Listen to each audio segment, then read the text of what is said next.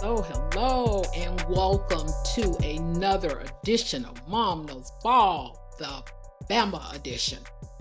I'm Melinda King, known to some of you as Mom, and I am happy you're here today. So today we're going to break down Bama's win yesterday over Eastern Illinois. Score was 56-0. So a lot of simple things to talk about with that game.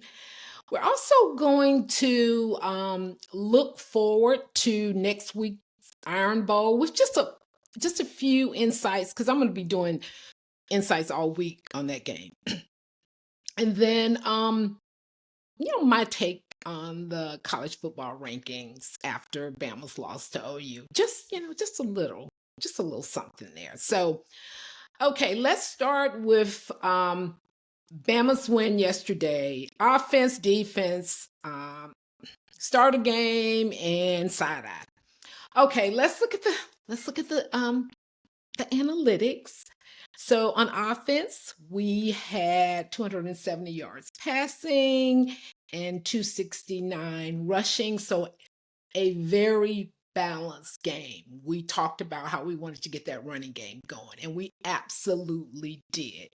So, can't say anything bad about that. We had the one interception. We had two, but the second one really doesn't count because it was a Hail Mary going into halftime.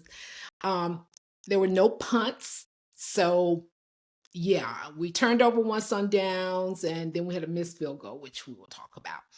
So,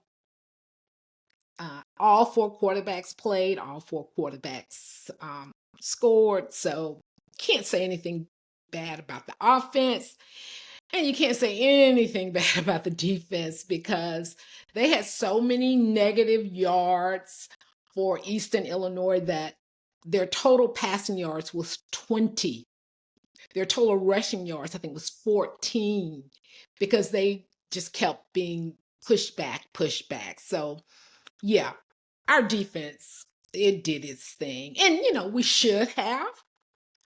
So we're going to celebrate it, but we're not going to go, oh my God, we beat LSU 56-0. But yes, this was the team we played, and we handled our business because I said, hey, don't look past this game. And they did not look past this game. My star of this game is the QB room. I mentioned it. We got to see every single QB. Every QB scored a touchdown. So it's very encouraging for the future because we know Ty is going to leave after this year. So my star of the game is the QB room. I'm looking forward to seeing y'all over the next few years. My side eye, I don't need to keep saying this because everybody else is saying it, is our kicking game. We're going to have to work on that. And I think Fatality is kind of in his head now. He missed a 28-yard field goal. And what I didn't like about it was the fans started booing. You don't need that. I mean, you're already feeling bad. What you need is encouragement. I really did love seeing his teammates coming over and consoling him. But we got to work on that. We cannot have that type of frailty going into the Iron Bowl and into the college football playoffs. So, yeah. Speaking of the Iron Bowl, that's the game where everything is on the line. And I'll break it down further as the week goes on. But I will say this, we've talked about how Alabama's running games, they just run up the middle. Well, they can do that on Auburn's defensive line.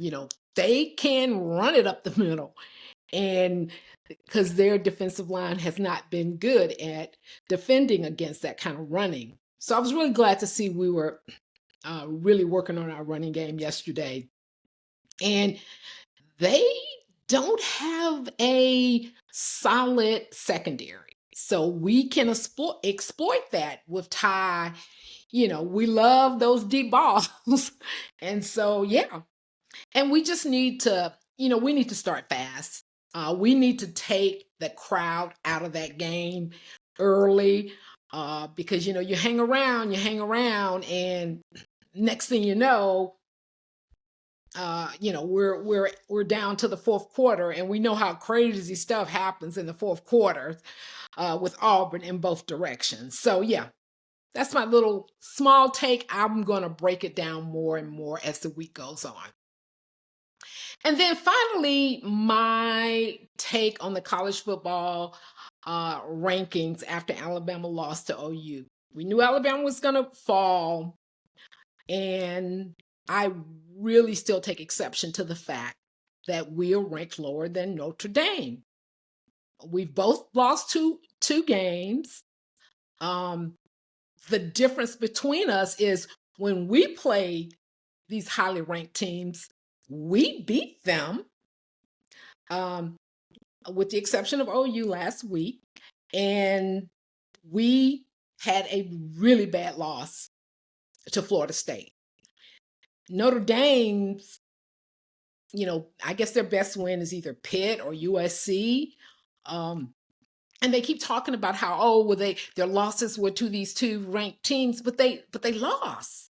So it feels to me like the committee is valuing the quality of losses versus the quality of wins. Our strength of schedule is much higher.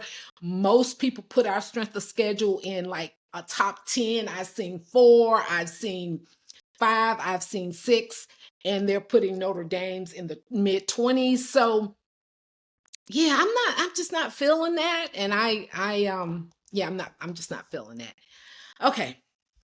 Okay, my final thing is when Bama wins the Iron Bowl, they're in the SEC championship game. That's what I know there's a lot of tiebreaker situations, but I keep seeing that we're in the SEC championship game. I don't know. I don't know, because there are a lot of teams that have one loss in the SEC. So, but if we are after that win, how are we feeling about that? So if you win the SEC championship, if you go into the SEC championship game, that means that you're already in the college football playoff, because you're already in that group. And what happens if you were to lose that game? You're playing an extra game. Anyway, I don't know. I haven't figured out the tiebreakers. I don't know that the SEC has either. But how are we feeling about Bama playing in the SEC championship game when they're already in the college football playoff? I don't know. Feels like something we need to talk about. So that's it. I always want to thank my producers, Tamra and Jordan.